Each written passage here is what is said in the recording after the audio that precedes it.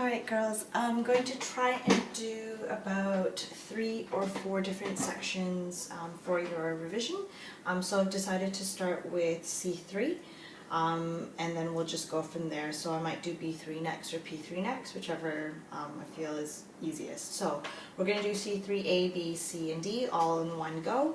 And then I'll put the information on here and then I'll rub it out. Then you can always rewind the video if you've missed out on something. So for C3A, it's looking at rates of reactions and how to read your graphs. So obviously when you're looking at a rate of reaction, that's just how quick the reaction is. So I'll just write how quick it is. Now when you're looking at a graph, you're looking for two things. You're looking for the one with the steeper line. So if it has a steeper line, it means it is the faster reaction. And you're also looking for the one that, that flattens out. So between these two examples, A and B, the reaction that's occurring the quickest would be A, because it is steeper and does flatten out first. Eventually all reactions have to flatten out at some point because that means you've run out of reactants, okay? Now some examples here of fast reactions. Fast reactions, easiest example there, an explosion.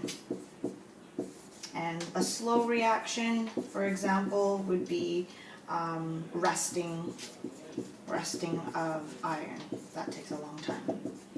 Now when we're looking at units, when we're measuring rates of reactions, it can either be in grams per second or centimeters cubed per minute, or you can change this per minute to seconds. It's usually either per seconds or per minute, and it's either going to be grams or centimeters cubed.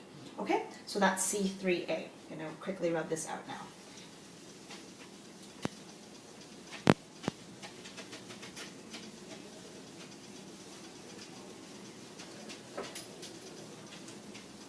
Okay, for C3B, we're going to be looking at how different things affect the rate of reaction.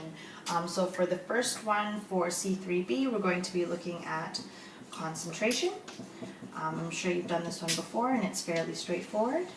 But for concentration, so if you increase the concentration, oops, sorry for the bubble there, then you're going to be increasing the number of particles.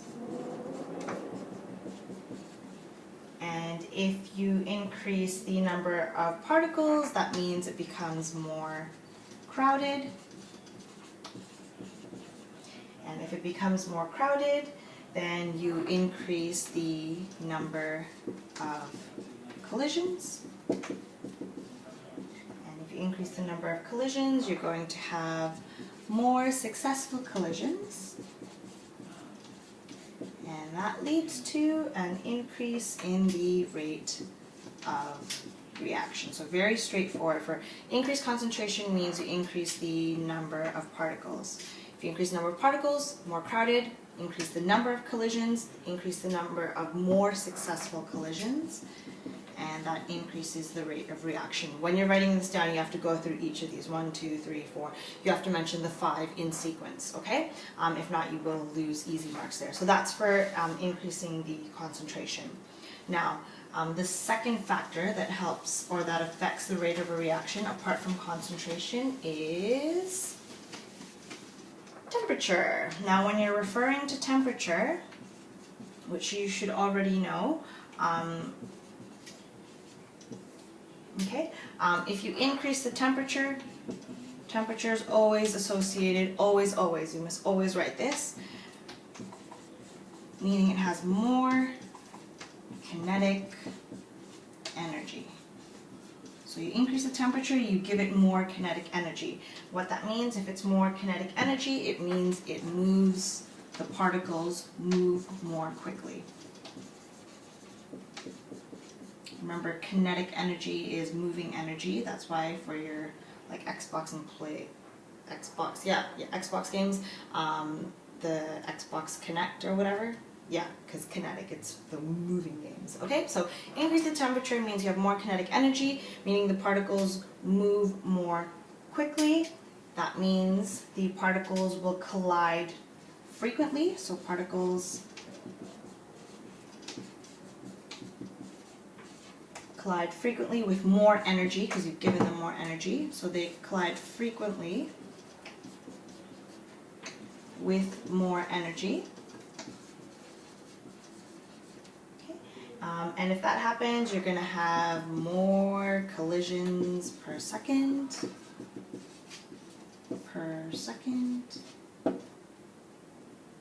meaning you have more successful collisions, and again, more successful collisions leads to the increase in the rate of reaction. So key thing with temperature, always have to mention, if you're increasing the temperature, you're giving more kinetic energy. If you're decreasing the temperature, then you're giving less kinetic energy. So if it has more kinetic energy, they move more quickly, they will collide frequently with more energy, more collisions, more successful collisions, meaning you increase the rate of reaction. You can see once it gets down to these two steps, it's pretty much the same as you had in concentration, except this time it's just with temperature. Okay, the last one, so we've done concentration, we've done temperature. The last one you have is increasing surface area. So increasing surface area, and I'm just going to put surface area as S with a sub A, so I don't have to write it down. If you increase surface area, you're basically giving more places where the reaction can take place, or you're exposing more places for the reaction to take place. So there's going to be more places where the reaction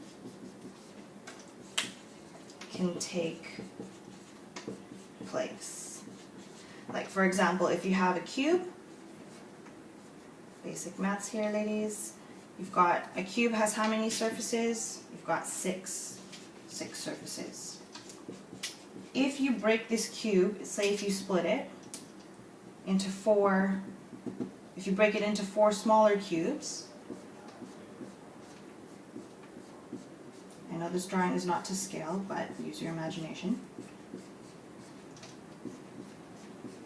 So if you broke that one large cube, which has six surfaces, into four cubes, each of these cubes has 6 surfaces, so 4 cubes times 6 surfaces, you're going to have now 24 surfaces. So the reaction will be faster if you broke the cubes down into 4 smaller ones rather than having the one large one.